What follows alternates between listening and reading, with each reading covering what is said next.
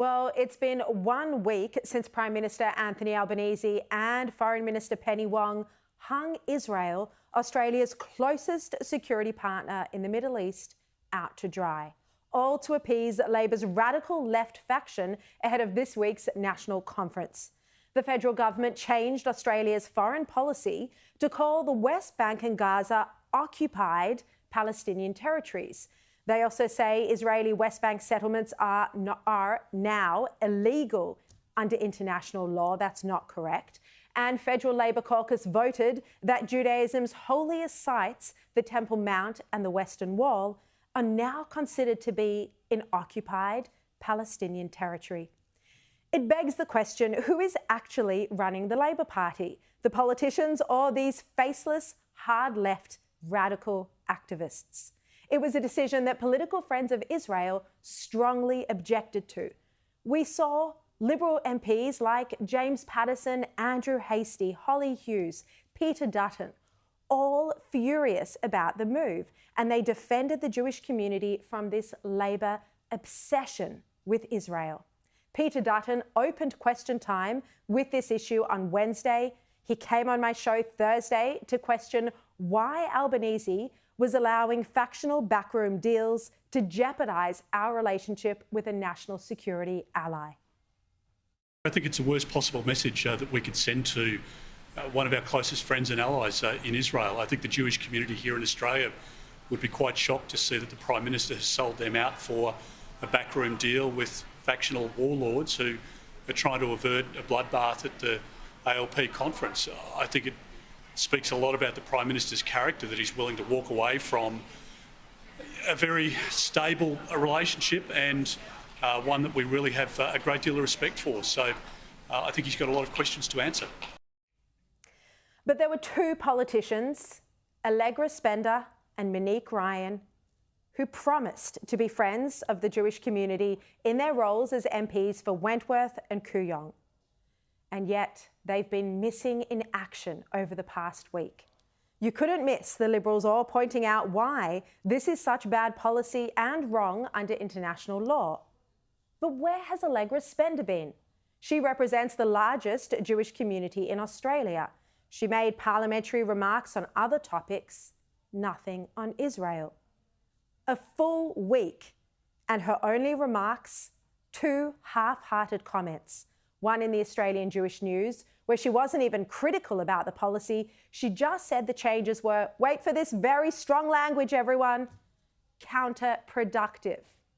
She said Australia should promote productive dialogue and encourage a return to good faith negotiations.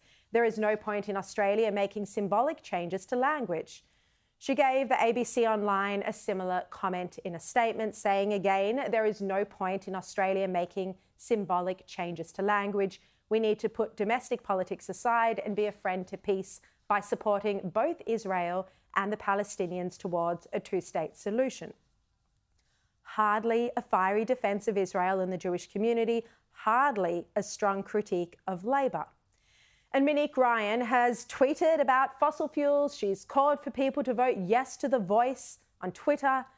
But the MP who replaced Josh Frydenberg, one of Israel's greatest defenders, has been strangely silent. Neither responded to requests to come on my show to speak about it.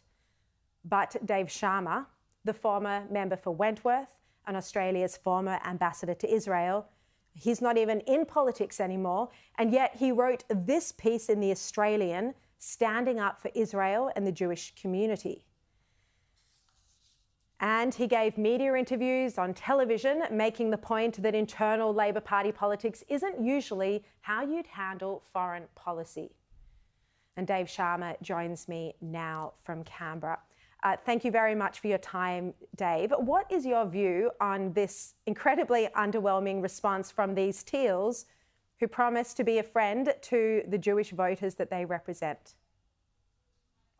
Well, I'm just shocked, Sharri, that they've been missing in action. I mean, as you said in your introduction, Jewish and Kooyong Wentworth and Kooyong rather, have some of the largest Jewish populations in Australia. And I know that both members of Parliament for those two seats promised and pledged to the Jewish community that they would be staunch and stalwart friends of Israel and the Jewish community, and they would speak out when things were troubling that community. And the fact that they've been conspicuously silent and have had nothing of substance to say that's critical of the government, I think just shows their cynicism. I mean, it's very easy to tell any community group at election time, I'm there for you, I'll be there for you, I'll speak up for you. But when the rubber hits the road is when communities feel attacked or under siege, or decisions are being taken that are adverse to their interests. That's when you want your elected members to speak up, and elected representatives of parliament have a platform. They're able to do that. They're able to add their voice to these debates. So the fact that they've chosen not to do so, I think, tells you where their priorities lie. Yeah, exactly. I couldn't agree more. Now, what about the extraordinary amount of power these hard left radicals from National Conference have? Because this decision was made the week before National Conference. There was a deal struck. I mean, Penny Wong and Albanese had to change Australia's foreign policy in such a dramatic way just to appease the left wing of their party. I mean, who is actually running the country here? Well, I think it's the faceless men and women, yet again, the people that Gough Whitlam railed against almost 50 years ago.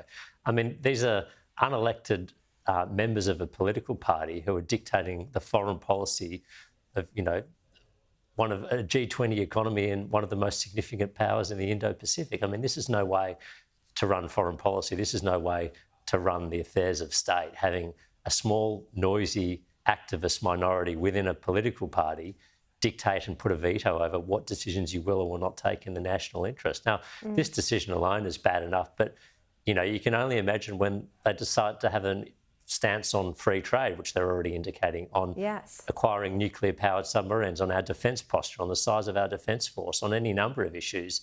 Is it always going to be the noisy activist left base of the Labor Party that now determines what is the foreign policy of this country? No, it's a very good point. I mean, the power that they have, we are yet to see how it's going to have implications in other areas of policy making. But on this the detail of what Labor's actually done here, do you think it seems to be denying any Jewish claim to the West Bank and Jerusalem? And where does the Labor Party want Jews to go? Well, look, absolutely. I mean, Labor's effectively determining the outlines of a two-state solution and saying this is where the borders of a future Palestinian state will lie. This is where the borders of Israel will lie. This is regardless of the fact that no agreement has been reached between the parties, and regardless of the fact that no other international countries presume to dictate where these borders are going to lie. It's clear that they've denied any Israeli claim to the Western Wall and the Temple Mount, which are the holiest sites for Judaism. They've made clear now that they consider that to be in occupied Palestinian territory. I mean, that's astonishing news to any Jewish person and any citizen of Israel, regardless of their political persuasion, where they believe that Israel has a legitimate claim to the Western Wall and the Temple Mount. And they, as you would know, under current arrangements, they share that access. Muslims are free to go and worship at the top of the Temple Mount. Jews are free to pray at the Western Wall.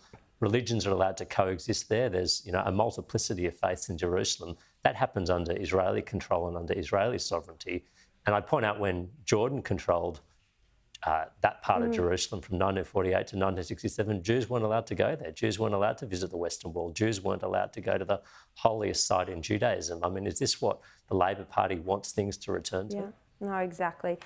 Dave Sharma, thank you so much for your time. And I just have to say that this at a time when anti-Semitism is rising, as a national survey from the Australasian Union of Jewish Students found in the newspapers today. Dave Sharma, thank you very much for your comments.